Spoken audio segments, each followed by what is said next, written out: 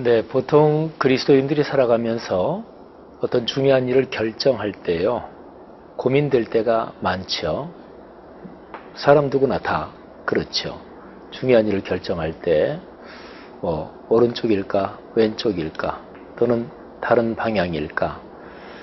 근데 결정할 때 현실적으로, 객관적으로 여러 가지 관련 요소들을 다 종합해서 합리적으로 판단하는 게 굉장히 중요합니다. 신앙 안에는 합리성이라는 요소를 절대로 빼면 안 돼요. 합리성이라는 것은 하나님께서 창조 시에 사람에게 주신 선물이고, 또 하나님이 천지를 창조하신 것도 무에서 유를 창조하신 것이고, 또 창조의 과정 중에서는 카오스에서 코스모스로, 혼돈에서 질서로 만드신 것입니다. 혼돈에서 질서로, 혼돈이 비이성적이고, 그렇다면 이 코스모스, 이 질서는 이거는 이성적이고 합리적인 거지요. 그러니까 어떤 일을 판단할 때 합리적으로 잘 따져봐야 돼요. 건강한 합리성 말이죠. 근데 또 하나가 중요합니다. 그 일을 결정하는 그때에 내 신앙 상태가 어떤가. 내가 예배 생활, 기도 생활, 말씀을 묵상하는 게 그저 건강하게 이렇게 유지되는 그런 상황에서 결정하면 그거는 잘된 결정일 가능성이 많죠. 근데 그러지 않는 상황, 요즘 그렇게 안 살고 있을 때 뭐를 결정한다, 그거는 잘못된 결정일 수가 많지요. 한번 자신을 돌아보세요. 여러분 요즘 신앙생활이 어떠하십니까? 지금 내 신앙생활의 상태에 따라서 내가 결정하는 일이 득이 될 수도 있고 실이 될 수도 있습니다.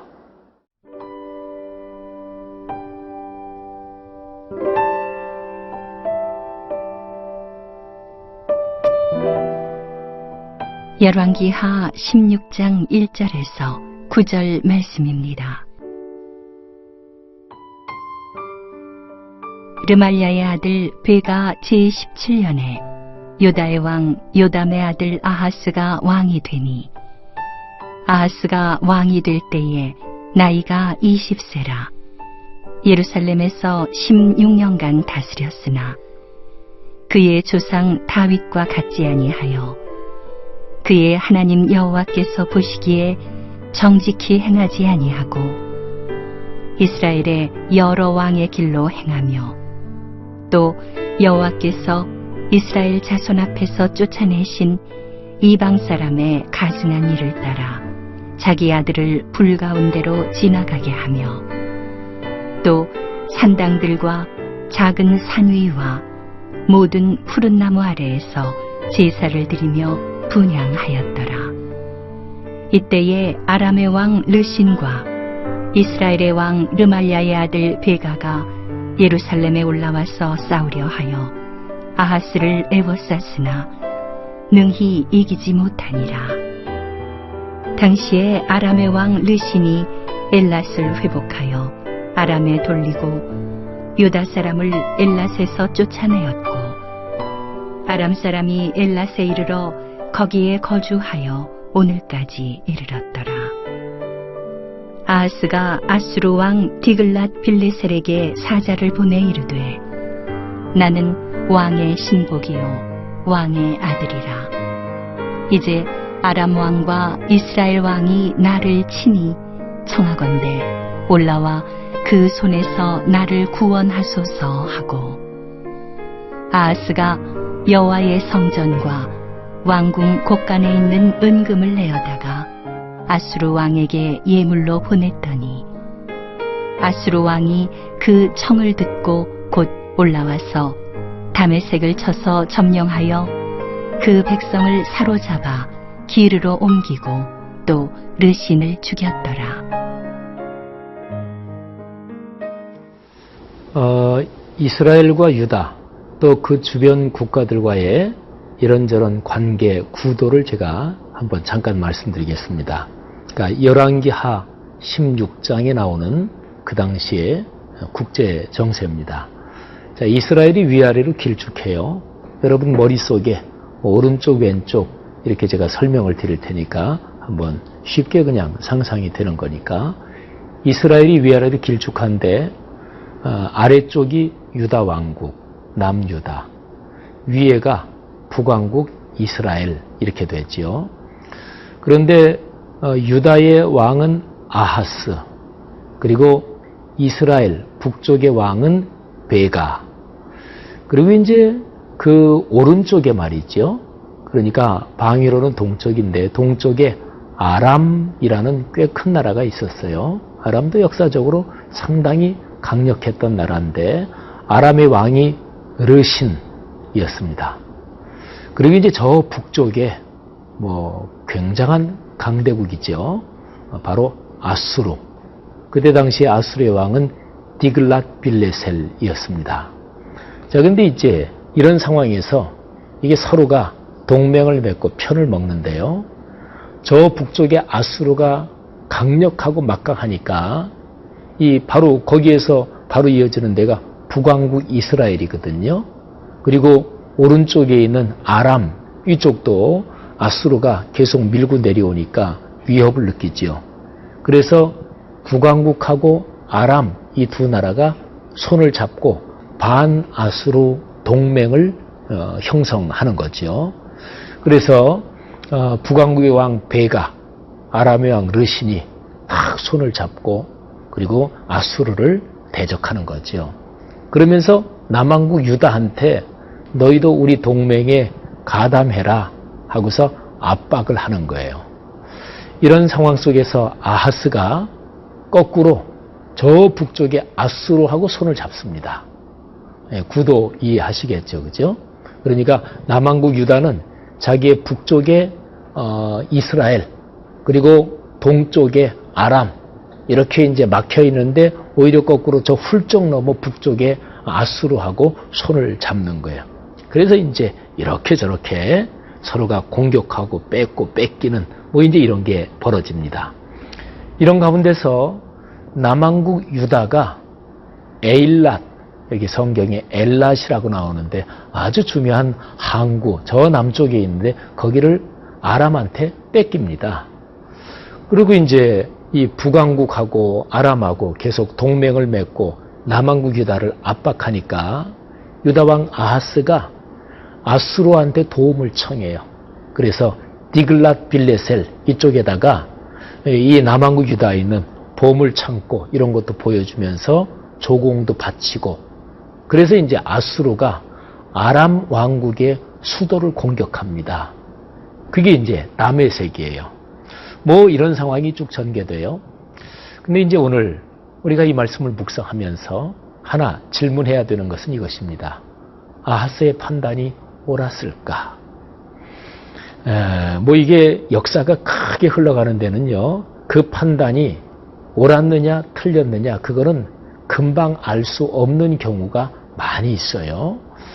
우리나라에서도 4대강 사업한다 할 때 온통 국가적으로 찬성 반대 아주 시끄러웠지만 요즘으로 보면 현 정부에서도 4대강에 문제가 있다는 것은 아주 객관적으로도 규명이 됐고 지적된 사항이고, 그러니까 지난 정권 때 4대강이라서 사업해 놓은 거 그게 이제 국민의 혈세가 낭비됐다, 오히려 강을 망쳐놨다, 그런 게 오늘날에 이제 드러나고 있잖아요.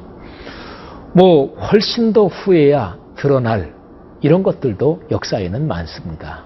자, 그러면 다시 아하스, 이 왕이 저 아수르하고 손을 잡고 동맹해서 그래서 아람 북이스라엘 연대를 막아낸 게 이게 옳은 정책이었을까? 그건 이제 뒤에 역사가 쭉 흘러가면서 더 명백하게 드러나겠죠. 근데 이 사람의 정책이 옳지 않았겠다. 그런 거를 그냥 단적으로 알 수 있는 그런 성경 구절이 있습니다. 자, 여기에 열왕기하 16장 말씀 보면은 이 아하스가 왕이 돼서 나라를 통치하는데 어떻게 통치했느냐, 거기에 대한 평가가 이렇게 나와 있어요. 16장 2절이에요. 아하스가 왕이 될 때 나이가 20세라 예루살렘에서 16년간 다스렸으나 그의 조상 다윗과 같지 아니하여 그의 하나님 여호와께서 보시기에 정직히 행하지 아니하고. 자, 이게 문제죠. 그러니까 아하스는 말이죠, 그 아들 히스기야는 또 반대예요. 하나님을 참 정직하게 섬기는 왕인데 어쨌든 이 아하스는요, 다윗이 걸어간 그 길로 걷지 않았어요. 하나님 앞에 정직하지 않았어요. 기본적인 그의 삶이 그랬고 그의 통치의 기본 무드가 그랬어요. 자, 그러면 우선 이것만 미루어 볼 때 아하스의 통치와 관련된 정치 외교적 판단, 그거 잘못한 거다, 실수다, 이랬을 가능성이 많은 거지요.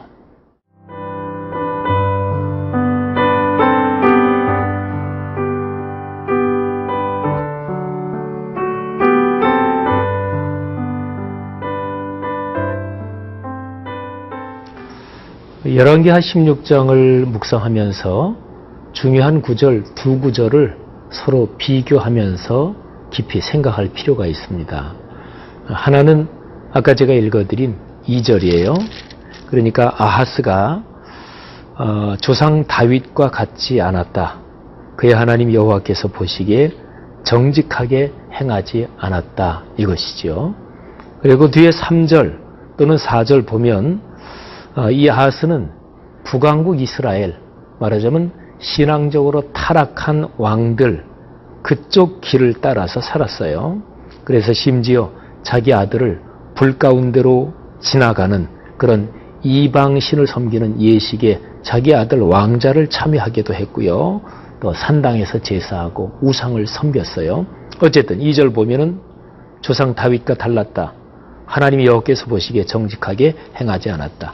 근데 이 구절하고 연관해서 대조되는 구절, 한 구절을 묵상해야 됩니다. 그게 7절인데요. 이 7절은 아하스가 아수르 왕 디글랏 빌레셀한테 도움을 청하면서 보낸 서신 내용이라고 할 수 있는데요. 제가 읽습니다. 아하스가 아수르 왕 디글랏 빌레셀에게 사자를 보내 이르되 나는 왕의 신복이요 왕의 아들이라. 이제 아람 왕과 이스라엘 왕이 나를 친히 청하건대 올라와 그 손에서 나를 구원하소서 하고. 자, 그러고 나서 이제 예물도 보내요. 성전 곡간 또 여기저기 있는 은금을 내다가 그 아수르 왕한테 예물을 보내고, 그래서 이제 디글랏 빌레셀이 와서 도와주는 거예요. 근데 보세요. 뭐 그 당시에 외교적인 수사일 수 있겠지만 어쨌든 아수르 왕한테 나는 왕의 신하입니다. 그리고 그 뒤에 있는 표현이 참 이게 예사로운 표현 아니잖아요. 나는 왕의 아들입니다. 뭐 나라가 살아야 되니까 아들이라 그러든 종이라 그러든 뭐 어쩌겠어요. 뭐 그렇게 생각할 수도 있겠지만 어쨌든 나는 왕의 신복이요 아들입니다. 그리고 하는 말이 청하건대 올라와 이 이스라엘과 아람의 손에서 나를 구원하소서. 여기에 구원하소서 이 뜻은 뭐 이 군사적인 공격에서 우리를 좀 건져내 주십시오. 뭐 이런 표현이 있지만 우리 그리스도인이 구원하소서 이 단어를 딱 들을 때 우리에게 느껴지는 감이 있잖아요. 여러분, 이 아하스라는 사람은 한 나라의 왕으로서, 더군다나 유다 왕국은 뭐 일반적인 다른 나라하고는 다르잖아요. 그러니까 하나님 신앙이 나라의 중추요 근간인 그런 상황이었는데, 근데 나라가 어려울 때 누구한테 구원을 요청하나요? 구원은 누구한테서 오는 것인가요? 아하스는 아수르 왕 디글랏 빌레셀, 그에게서 구원이 나온다, 이렇게 판단을 한 거죠. 자기를 한껏 낮췄습니다. 신복이요 아들입니다. 저를 좀 도와주십시오. 구원해 주십시오. 이렇게 되는 거 말고 다르게 됐어야 되는 거 아닌가요? 아하스가 하나님과의 틀어진 관계를 다시 회개하고 바로 세우고 하나님 저희를 구원해 주십시오. 여호와 하나님이여 우리나라를 구원해 주십시오. 우상 섬기는 일을 그치고 그리고 하나님과의 깨졌던 관계를 철저하게 회개하고 옷을 찢고 죄를 뒤집어 쓰고 회개하면서 구원이 하나님의 손길에 있다는 것을 깊이 깨닫고 하나님께 구원을 간청해야 되는 거 아닌가요? 이렇게 보면 2절하고 7절이 너무나 명백하잖아요. 여러분, 기독교 신앙은 교회 안에서만 작동되는 게 결코 아니죠. 하나님은 교회 안만 통치하시고 교회 바깥에 나가면 하나님은 무력하십니까? 그는 신앙 아니지요. 그는 그냥 미신이지요. 그렇게 기독교를 믿으면 그거야 그냥 종교적인 장식품이지요. 우리 그리스도인들 중에서 사회, 직종, 직장이 다 다를 텐데 내가 하는 직종, 그 직장에서 하나님이 역사하시는 거 맞잖아요. 그러면 그 상황 속에서도 역시 신앙적인 기준은 같아야 됩니다. 여러분, 오늘 이 말씀을 보면서 우리는 아하스를 반면 교사로 삼아야 할 줄로 압니다. 구원은 하나님에게서 나옵니다. 내가 산을 향하여 눈을 들리라. 나의 도움이 어디서 올까? 나의 도움이 천지를 지으신 여호와에게서로다. 예수 그리스도의 십자가 사건 안에서 우리를 구원하신 하나님께서 우리가 걸어가는 인생길 내내 구원의 손길을 계속해서 이어주실 것을 분명하게 믿습니다. 기도하십시다. 하나님 아버지, 우리의 신앙이 눈 가리고 아웅하는 신앙 되지 말게 하시고 살아계신 하나님을 늘 체험하게 하옵소서. 구원이 주님께로부터 나오는 것임을 다시 한번 고백하며 믿습니다. 예수님 이름으로 기도 올립니다. 아멘.